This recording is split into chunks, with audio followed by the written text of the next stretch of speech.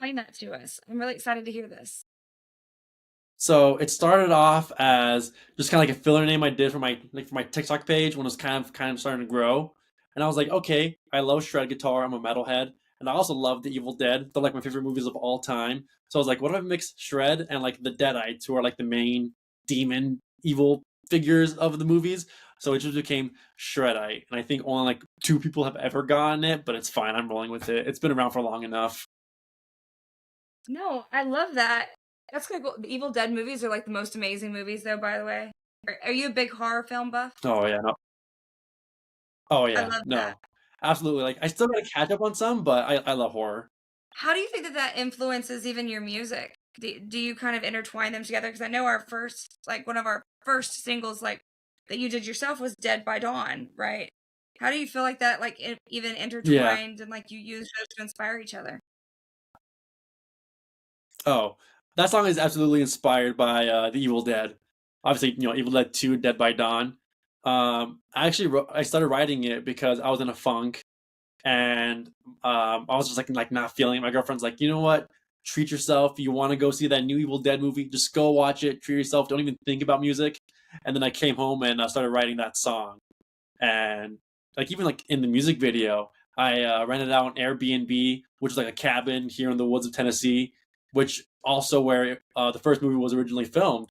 And I did like a whole thing where it's like Evil Dead, Cabin in the Woods, spooky horror. My girlfriend was like a huge, was like a demon, like ended up killing me in the video.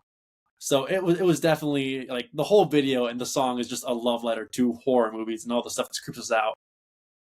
No, what's cool about that is like when I was watching the video, like you could tell, like it was totally that entire vibe, and it was spooky, and you did a wonderful job on that.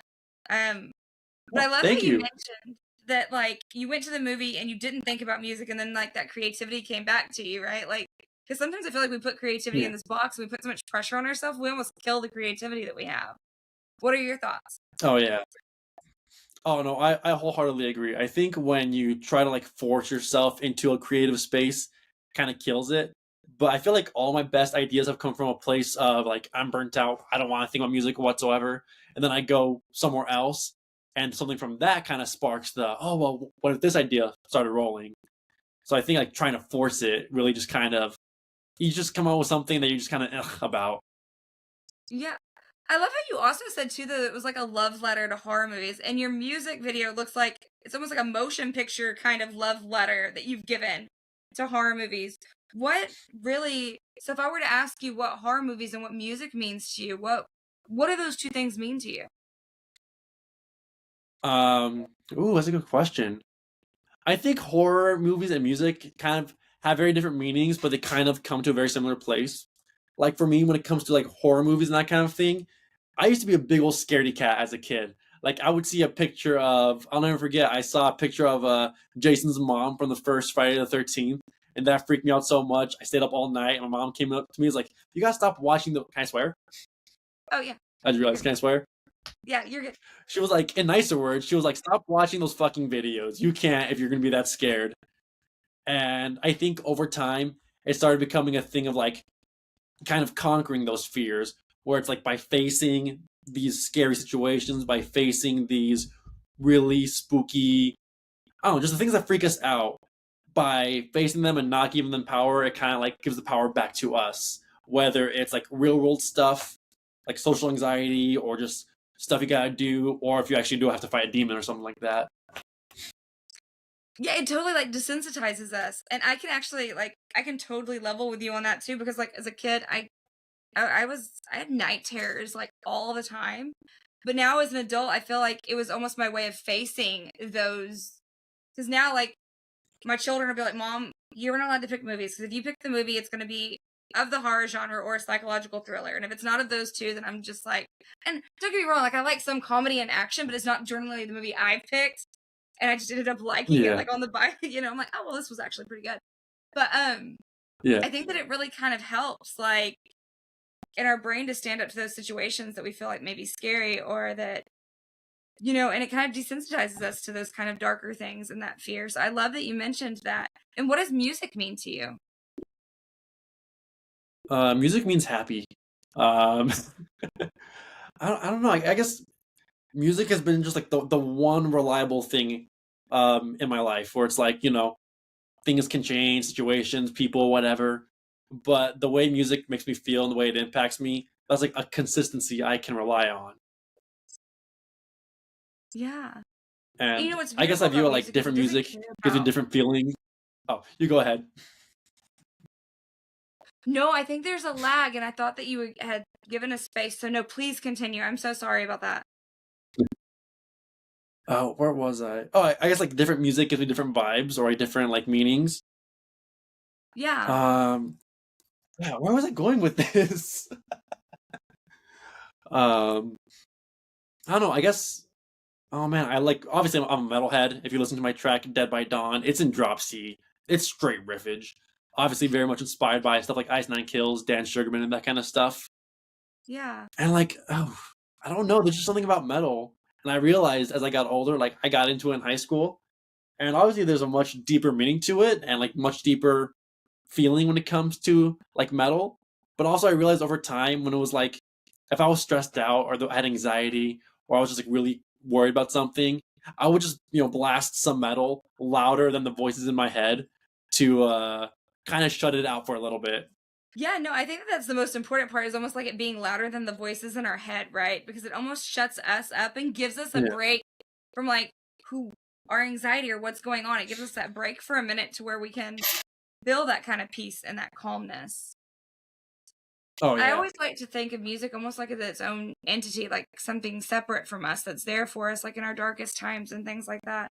What were some times like Yeah. that you can think of that a musician has kind of like taken you into their world and made you feel safe, seen, and heard and understood? And if so, who were those musicians? Ooh, that's a good question. Ooh, because usually I feel like when I think of that kind of thing, I'm thinking of like more so on the technical like music aspect, like performance, the actual like music of it, but not so much the feeling. Ooh, I like that. Um, Honestly, I feel like a big part of it was when I was in high school, I got super into the band Dream Theater, and I don't know, it just like there was this like sound in my head at the time where it's like, God, if this thing existed, it'd be sick. And then a friend of mine was like, dude, check this out, and it kind of blew my mind where it was kind of like, there was a certain kind of, I guess, musical idea in my head that I felt like people constantly kind of shunned me for liking. And then it was like, oh, there's this giant band that's doing this sound in my head. And they're huge for it and they're loved for it. So I was like, okay, well, maybe I'm not crazy. Maybe there's some validity to the sounds I'm hearing in my head that I want to make. Yeah, no, that's really cool. Like, and so it almost sounds like that kind of inspired you in some ways. Like, how do you feel like that's influencing your music today? Definitely, I try my best to like write stuff that I would want to hear. Like I don't like to like obviously like there's certain aspects where it's like in an industry you kind of at times have to play the game and try to do stuff that algorithms might like or radios or whatever, but it's like at the end of the day I just want to write something that makes me happy and is something I think I would listen to, because if it's something I would listen to, chances are like-minded fans of the same music and culture and whatever are going to like it too. Like if I try to write for an algorithm or for whatever's trendy, it's just gonna feel I feel dirty. I just don't it doesn't feel right to me. So I was like, you know what? If every artist that I love, they've kind of gone against the grain and like done their own thing, even if told that that's not the way you do it, but da da da da da. So I'm like, you know what? Why not me? Why not Yeah. also me? In those moments, like when you're really standing true to yourself, what advice would you give to viewers to help them stand in that truth and in the authentic sound of themselves? Hmm. The easy thing is to say is like, oh, just block out the sound or whatever. But it's like we're human. That's gonna happen. You're gonna listen. You're gonna the things people say, the things people do are gonna impact you no matter what. Like all we are just our influences amalgamated into us to make us the people we are. So I would say it's just like really lighthearted. Just have fun with it. Like if you try so hard to find your authentic self, it's like your authentic self is already there. You just kind of gotta let it go. So, and once you find that, I like quoting Captain America, where it's like, if the whole world's pushing against you and telling you to move, you plant yourself like a tree and you say no, you move. Just be don't be pushed around. Just stand up for what your musical vision is. And what is your long-term musical vision? What are you hoping to really bring to fans? Ooh, I'm still like working that out. Um, so obviously there's my solo stuff I'm working on. Like even before this, I've been playing with bands for years since I was a kid, touring the country and all that kind of stuff. So I think honestly, what I want, obviously my singles instrumental. I really just I love the energy of riffs, the power of like the metal genre I'm in, but also I want to make shred fun again because I feel like there are so many shredders that like are beyond miles beyond anything I will ever do. But sometimes it just feels like it's like okay, riff, shred for 8 minutes, another riff, shred for 8 minutes. It's like yeah, it's really technical, but I don't feel like that. Ooh, like that fun. I was like I want to bring that fun back where if I'm playing it live, I'm running around the stage, I'm getting crazy. It's not just watch me play as many notes as I can. And so I really just want to bring that hype. I want to get an audience excited over this kind of stuff again. Yeah. How have you really been working so far to kind of bring that back in there and kind of like doing that differently to bring that excitement back in it, not only for your viewers, but for yourself? Ooh. So like a lot of the stuff I haven't had the chance to really play live, but it's like I always try to imagine it. Obviously, me recording in the studio, but also me playing live. Like how would I do? How would I react? How would I perform? Because like when I perform, I like to run around. My neck is sore, my back is sore, everything is sore the next day. So when I'm playing a riff or I'm playing a solo, it's like, okay, can I see myself getting wild with the solo, pulling some crazy faces, or like, okay, this breakdown, am I gonna break my neck? Am I gonna want to make everyone in the audience break their neck to this breakdown?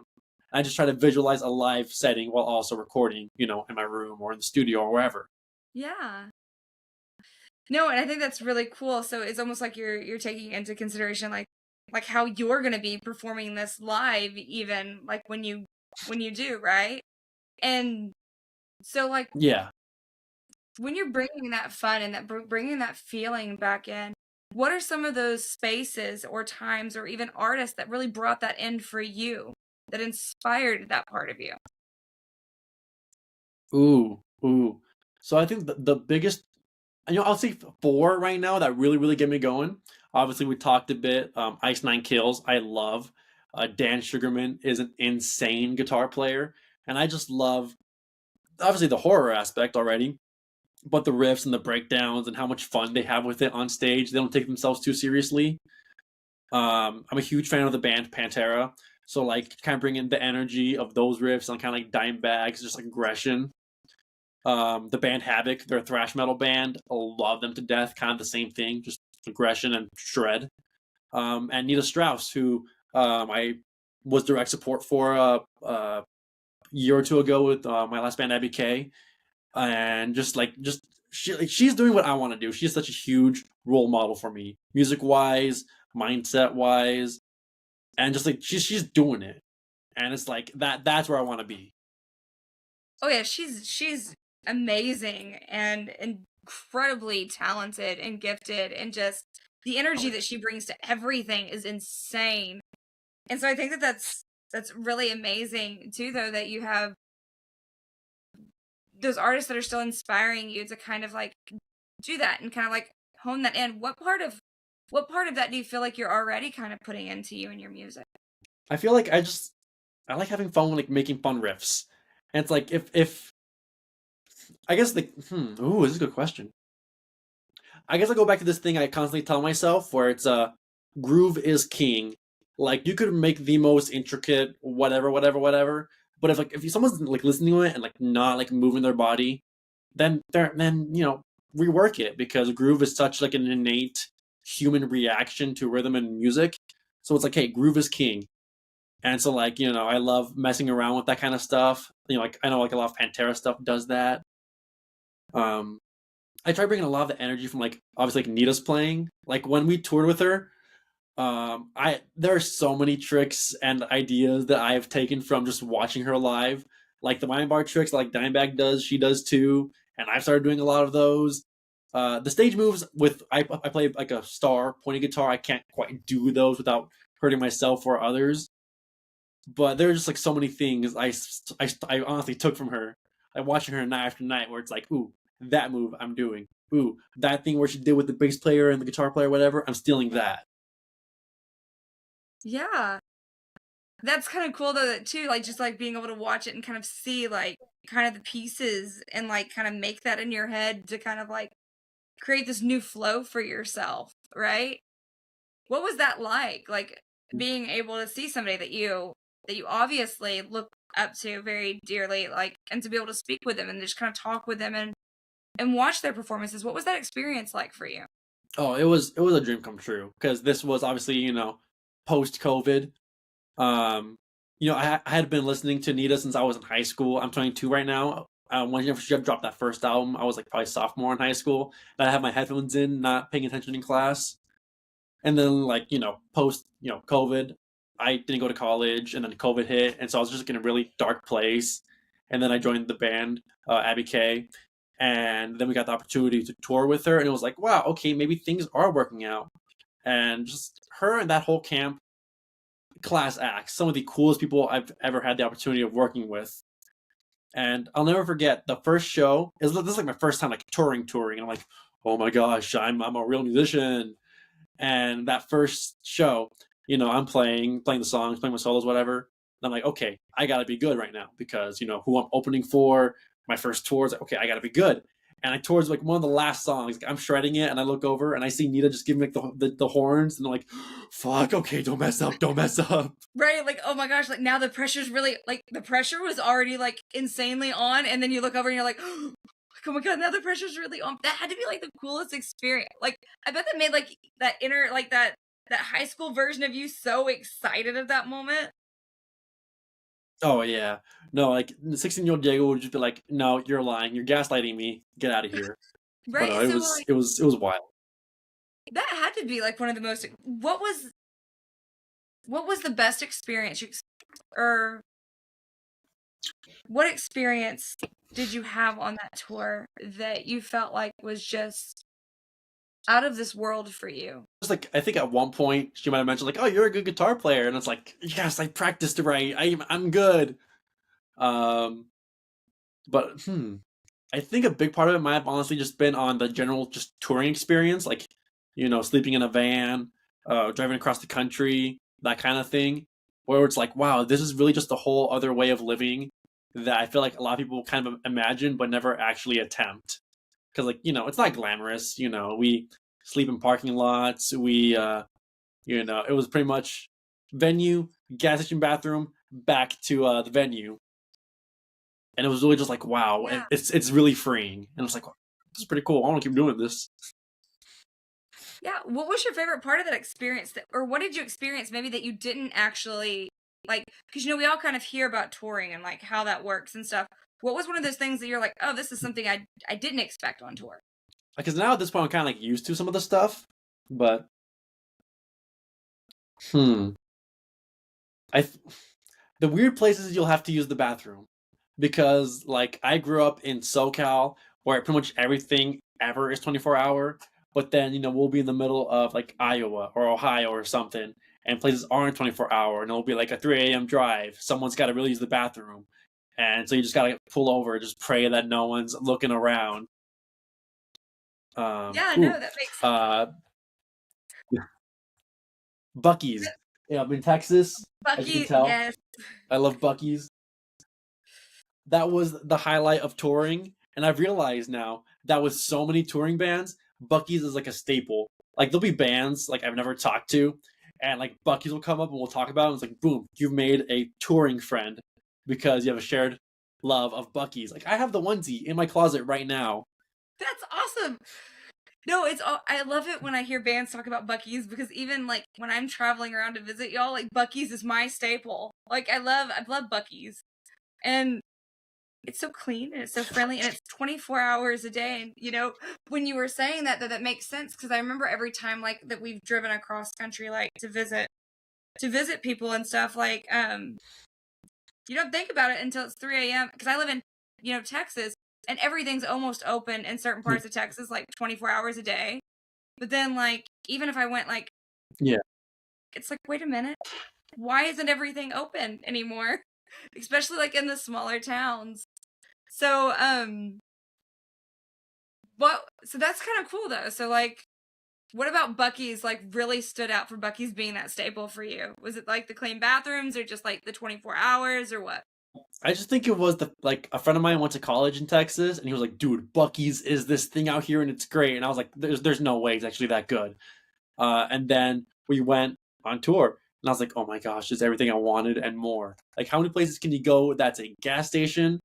Where yeah, you can go get gas, go get fresh brisket, go buy a charcoal griller, and also get some artwork for your house, all in a half-hour visit.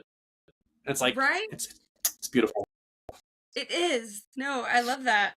And so like I know that you were talking about kind of like with your band and with touring and things like that. What really kind of inspired you to do the solo project?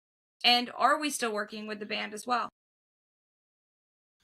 So for the solo project, it was more so just like I've spent a lot of time trying to fit into like other people's niches. Like, okay, how can I play guitar for this person? I can play guitar for that person. It's like, well, how can I play guitar for this person?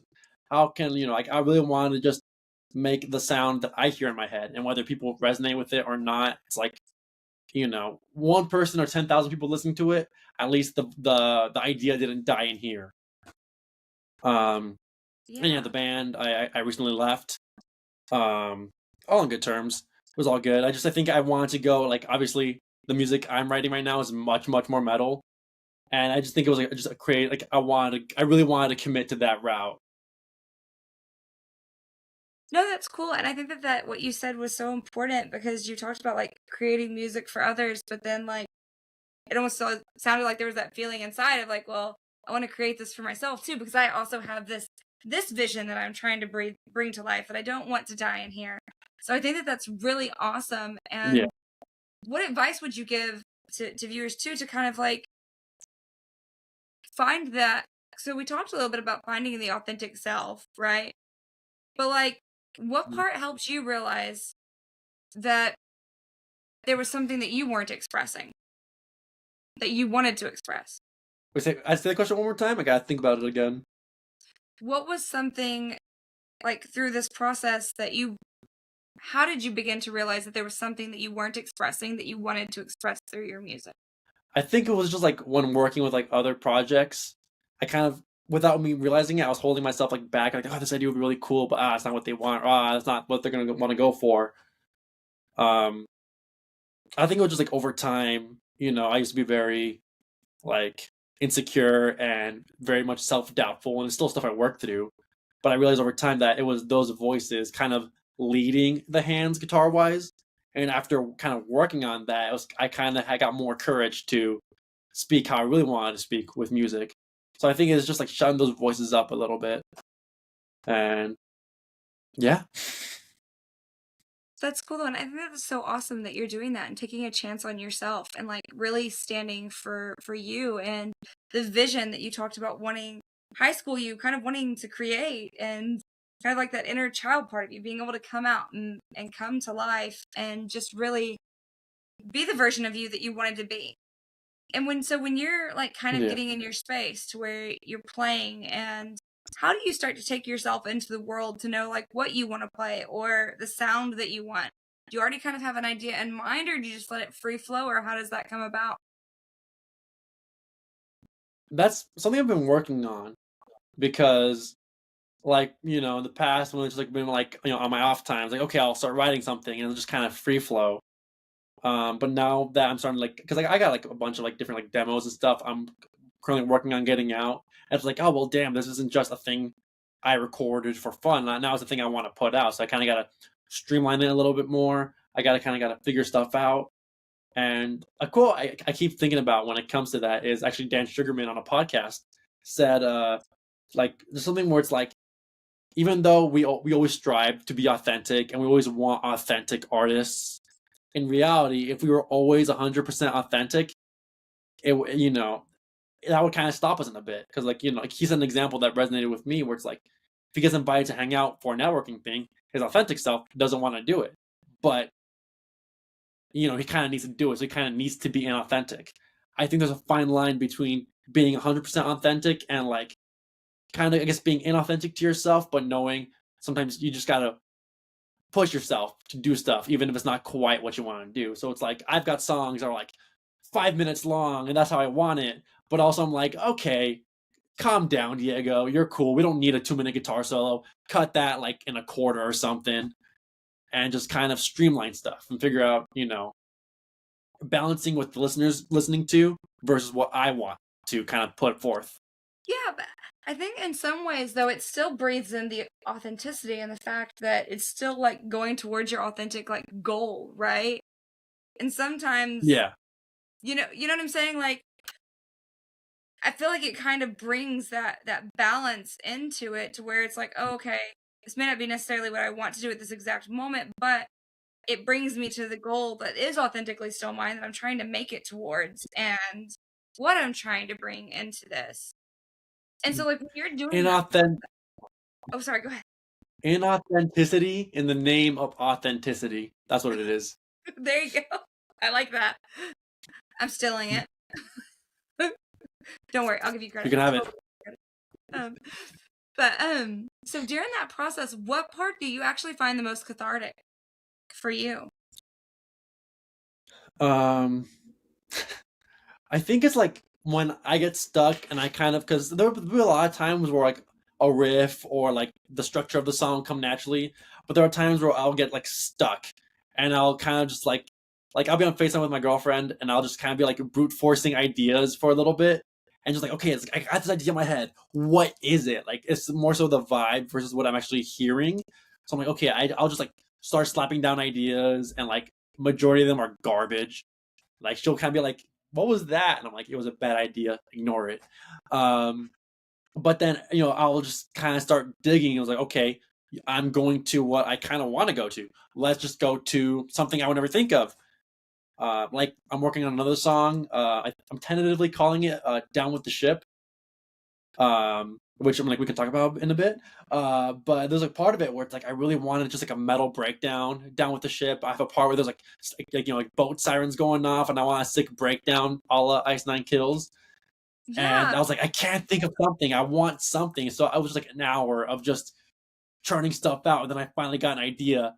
And then from then on, it was just gushing out like, oh, let's do this and layer this, and just kind of keep stacking stuff until it was this really cool idea that I was proud of. Okay, now I'm like really excited. Like, when's this coming out? Like, is this like our near future? Uh, Like, hopefully. I'm planning it to be my next release. I don't have a date for it yet because it's still kind of in the demo phase. I'm gonna start recording guitar and stuff for it soon. But no, I'm excited for this one too because I wrote it probably back like last January, and now going back to it with all that I know now, I can change stuff. I can throw in new stuff like the breakdown. I'm so excited for it. It's gonna be cool. I'm excited. No, I'm actually like when you were talking about it, I was like, nah, I didn't know I needed to hear this until you now have just told me that I really need to hear this. Like one of those things that's like, oh, so now I'm really excited about that for you. Yeah. Like that's gonna be awesome. And you know, um, you were talking about like throwing out all these ideas and kind of like trying to figure out like where you were wanting to go and like the pieces that were missing.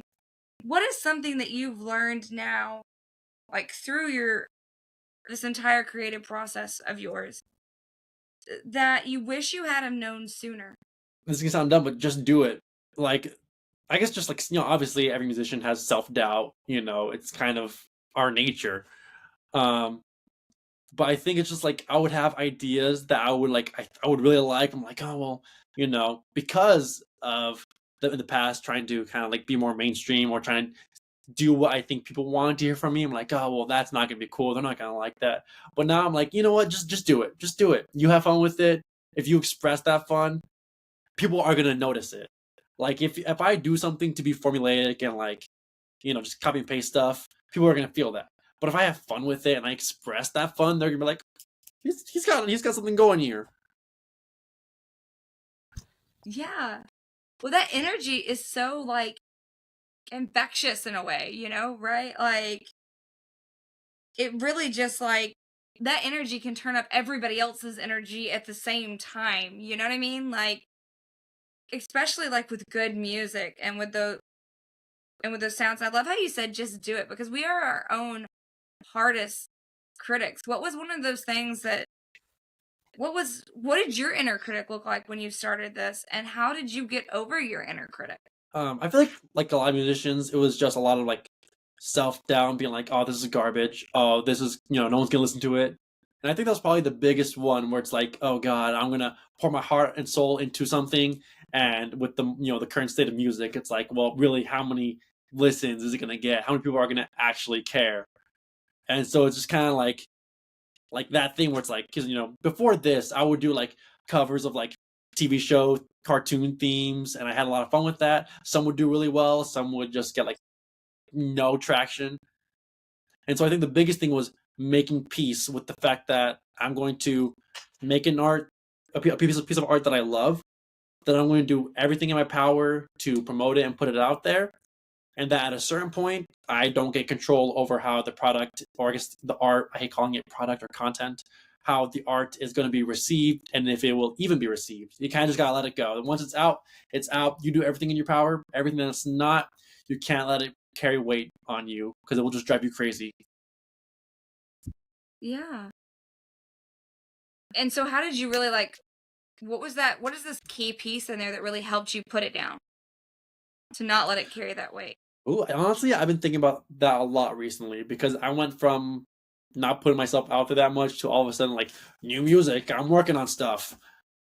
Um, I think it's, even though I had self doubt, I mean, like I still do.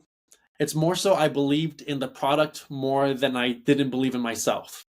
Okay. Where it's like this like musical idea I had is like, you know what? I think it has value. I know it has value, and that feeling trumps the underlying emotion of like, oh, it's garbage. No one's gonna like it. But and it's just like giving more energy to the musical idea. Yeah. I And always I think the fact that once I put it out, people like did end up like, people reached out to me, it's like, dude, like we haven't talked in a couple years, this is really good.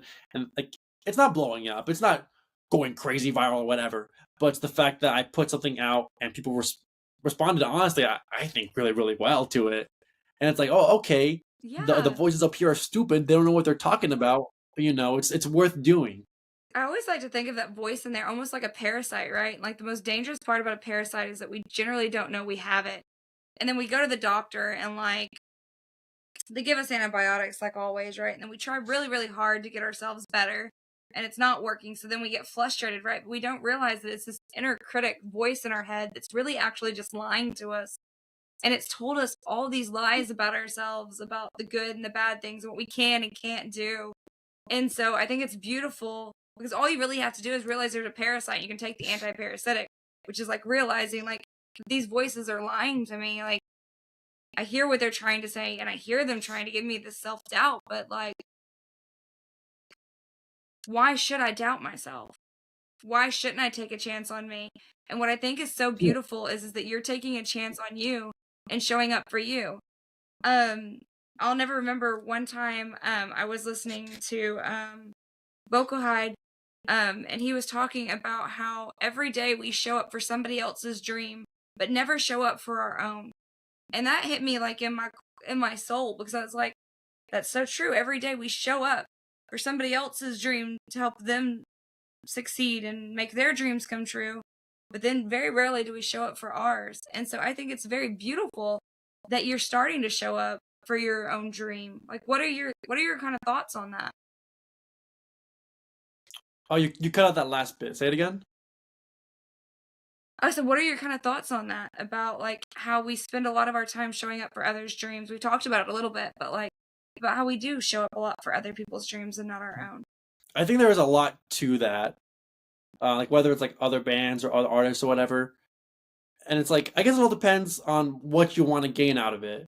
Like if you're an artist who's like, you know what, I want to play my instrument and I want to play with artists, like I want to be a hired gun kind of thing, then your job is kind of showing up for someone else's dream. Um, but I think if you're a creative and you kind of want your own vision, it can be kind of rough, going for someone else's dream when you realize you have your own, and it can be really demoralizing. And that's one thing I've realized, where it's like, yeah, there's so much more pressure on me because obviously I'm the only one doing my own stuff. Like the video, I edited that, I recorded all the audio myself, music. Someone mixed and mastered.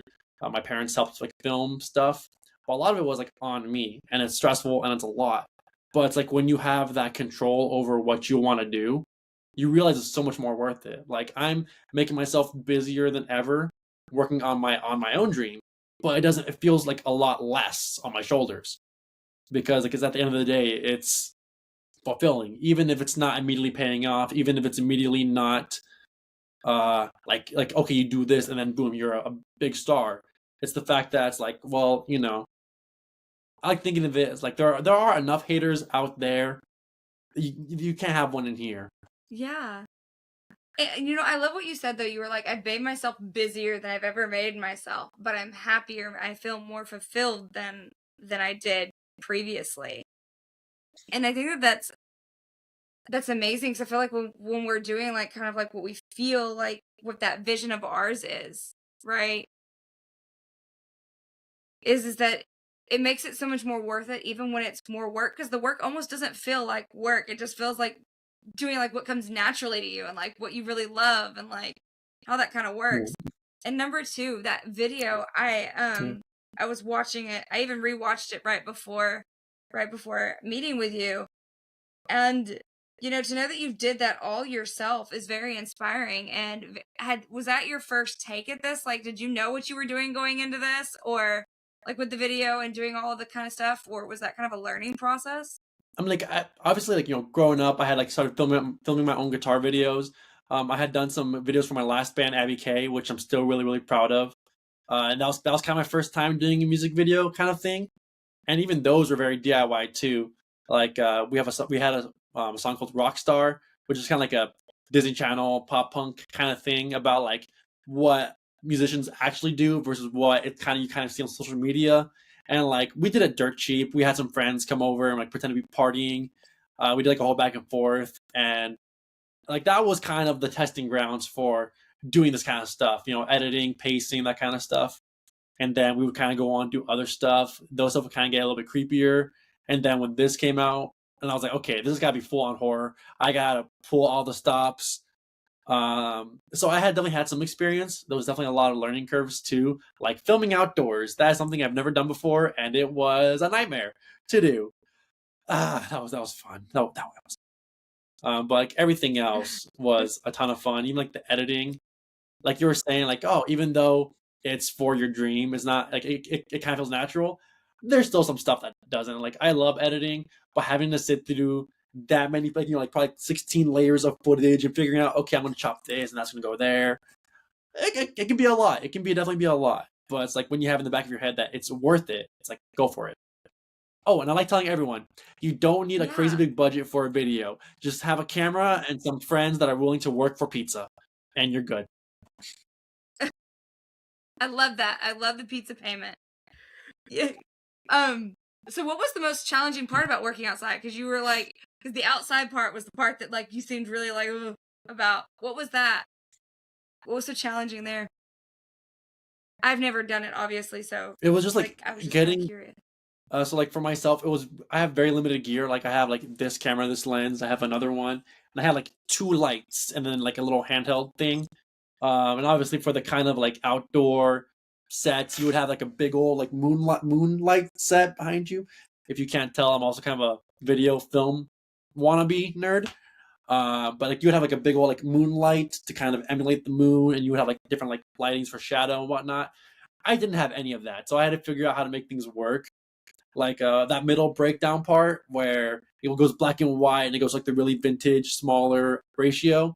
Originally that was gonna be in color, but the Yeah. lighting was so like Okay. yucky. And I tried fixing it in post. I was like, you know what? Like I got really, this could be a fun little tidbit. I got really disappointed and like mad. I was like, oh well, shit. I spent this money on this video. It wasn't a lot of money, but it was still money I spent. And it's like, oh well, I have this product I'm not proud of. And instead of getting caught up on that, it's like, okay, well, how can I work with this? Ooh, slap it in black and white. No one can tell what it is. Put some foam grain, make it a bit smaller, make it a creative choice, and it kind of still plays in with the theme of like the different aspect ratios, showing different parts of the movie. And like legit, half the scenes outside, there was like it was like one of these lights in the background, or a small little Okay. like handheld like emergency light. Like legit, there'd be scenes if it was a close up, it would literally be me holding the camera in one hand, holding the light in the other in front of me, while like big blood gets poured down my face, that kind of thing. And it's like if you didn't know, you would never know. That's literally just me like on the ground, camera, Yeah. light, go. That's awesome though. Um that had to be an amazing experience and like an amazing learning experience because it sounds like you still really had a lot of fun doing it and just like really being there and being present. Like after like what was it like for you finally sitting down to see that finished product that you had done? I feel like any artist seeing their finished product, I'm like, oh well, I wish I could have done that differently. I wish I could have done that differently. Oh, that it didn't come out how I wanted it to. But it's like, okay, well, am I still proud of the product I made? And sitting down with it, and I was like, yeah, I'm really proud of it. I went through a couple different edits for like pacing and timing and whatnot. I sent it to friends, and they'd be like, oh, this is kind of weird. You could do that, switch it around.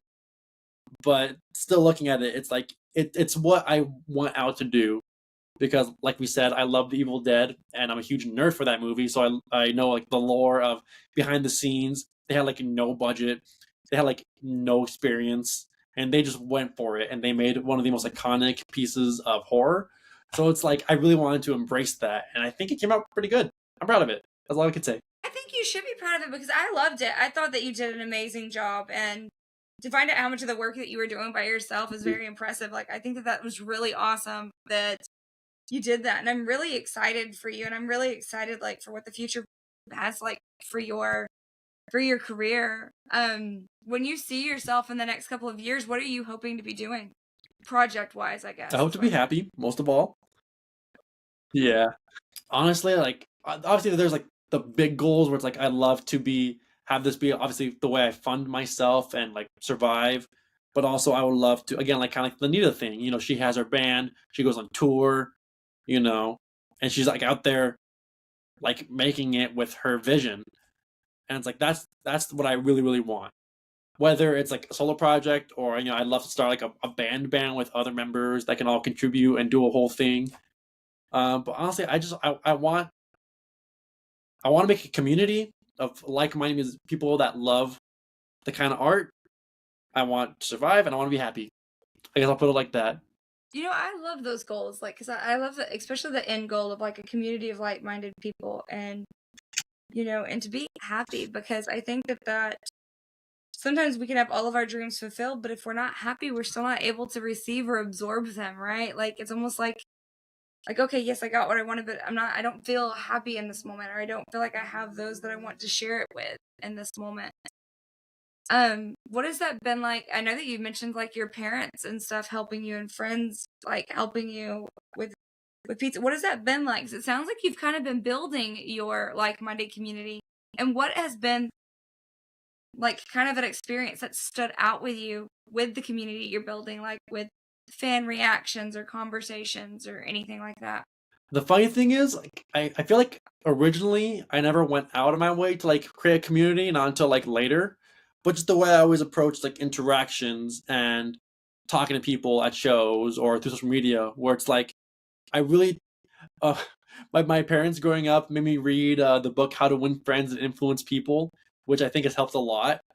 And it's like, whenever I'm talking with someone, it's like when I'm talking to them, I'm talking to them. I want them to feel like they're the most important person in the world, but there's no other like side thing going on. It's like, no, I'm giving you my undivided attention and letting you know that you're appreciated and like, oh, I'm glad you're here, that kind of stuff. Really try to get to know them, not just be like, oh, thank you for listening. But it's like, I've had people that I met like from that Nita Strauss tour that are like now like big supporters that love my stuff, or like, well, I'll hang out with them, or I'll go to a show and I'll see them, and they're like, oh, hey, what's up? And it's just like I've kind of created this community by accident, and I love it because like it never came from a place of I need community because that's how music grows. It's more so it's like, hey, I'm just so stoked to meet these kind of people and have them in my corner because they're great.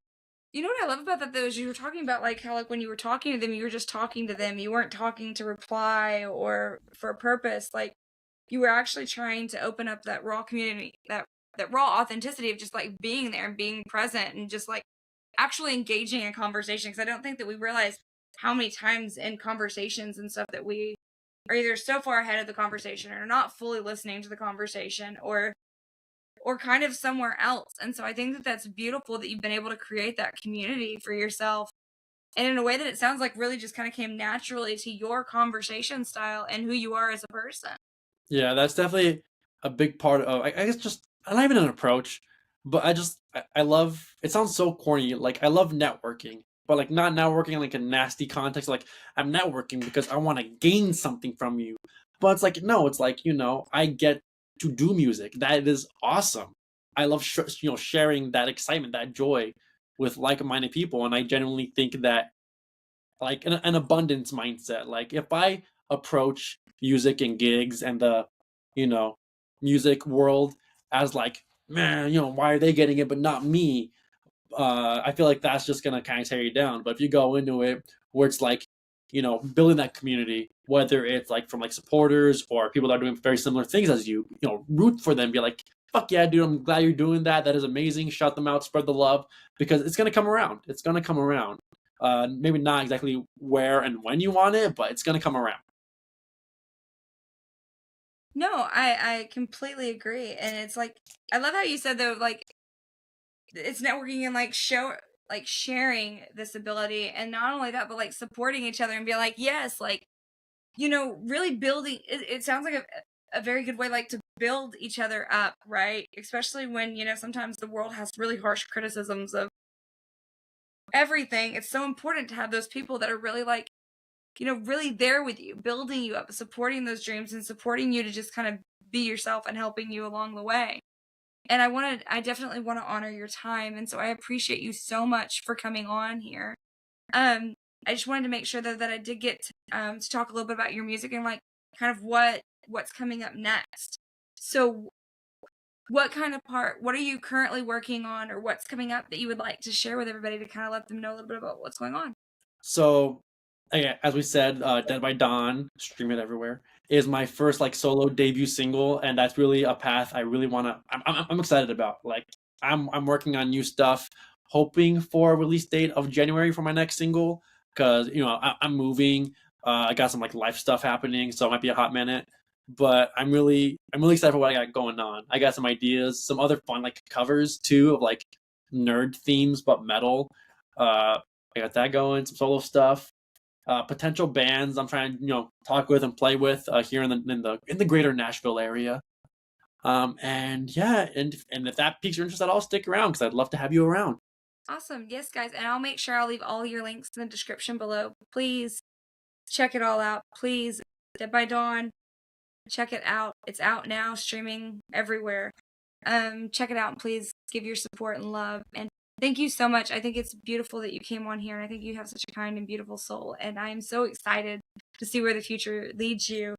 And I'm just so excited because your passion for it is really like, I just love it. I love the excitement that you have in this kind of like new world that you're trying to create. And I'm so excited to see that brought to life. And I'm so excited to see what that looks like in the future and to support that for sure. Thank you. My last kind of question for you Oh, is, I believe that you can tell a lot about a person by what their current jam is, what their current theme song is. What is your current song on repeat? oh, that is a good question. Hold on, I gotta pull my phone. I gotta pull up what have I been listening to. It's very jumping around. Uh, Uh-huh. so I guess I'll give three. I've been listening to Meet and Okay. Greet, the recent Ice Nine Kills single, because that breakdown, starting a breakdown with "I'd Fuck Me" is probably the hardest way to start a breakdown. Um, King of the Yeah. Rats by Body Snatcher, which is just like hardcore slam metal, and this is gonna be really dumb. Man or Muppet from the Muppets. Okay. What? So which piece of It that one? it started You off said it the started other off as two. a What you played? What about that one? that one's kind of started off as a joke. Like I would like sing it to my girlfriend as a joke. It's a big old battle. Like, am I a man or am I a Muppet? But after a while, it's like, wow, if you like really think about this song, it's like, am I a man or am I a Muppet? It's like, the song in the movie, obviously kind of corny. It's like about finding who you are, finding your purpose, finding out, having to make that call of standing up. This is who I am.